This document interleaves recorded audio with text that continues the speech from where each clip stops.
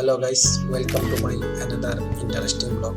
আমি এই ভিডিওতে কি দেখাতে যাচ্ছি আপনারা হয়তো ভিডিওর ইন্ট্রো দেখে বুঝতে পারছেন আমি আপনাদেরকে কি দেখাতে যাচ্ছি।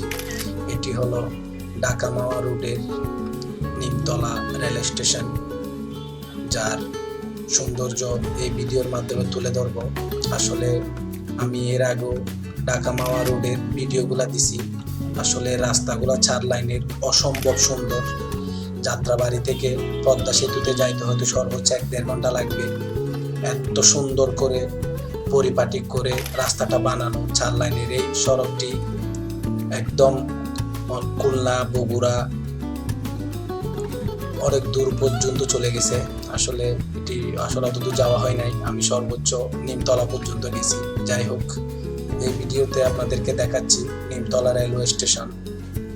যে রেলওয়ে স্টেশনে রেল থামে, প্যাসেঞ্জার নেই, কি অপরূপ সৌন্দর্য এর প্রকৃতি চারপাশ। এটি দেখতে আসলে আইকনিক স্টেশন বলা যায়। এই স্টেশন আমাকে অনেক মুগ্ধ করে। আমি প্রায় সময় এখানে ঘুরতে যাই। আসলে চাকরির সুবাদে নিমতলা যাওয়ার সুযোগ হয়েছিল।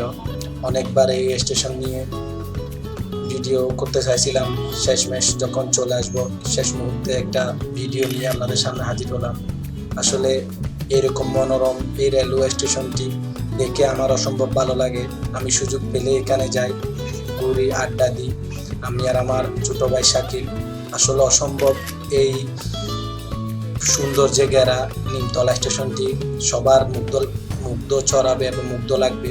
আমি মনে করি এই স্টেশনটি যারা যান নাই, নিমতলার আশেপাশে যারা থাকেন বা ঢাকার মধ্যে যারা থাকেন, এটি দিয়ে আপনারা পদ্মা সেতু, মাওয়া, ইলিশ খেতে যেতে পারবেন এই ট্রেন দিয়ে।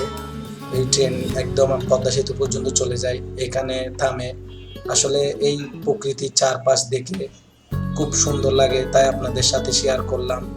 এবং এই নিমতলা স্টেশনের সম্পূর্ণ ভিডিওটি দেখে আপনাদের কেমন লাগছে এবং এই নিমতলা স্টেশনটা দেখতে কেমন, সব কিছু ভিডিওর কমেন্টে জানিয়ে দিবেন। আপনাদের অনুপ্রেরণা উৎসাহ পেলে আরও সুন্দর সুন্দর ভিডিও নিয়ে আমাদের সামনে হাজির হব ইনশাআল্লাহ।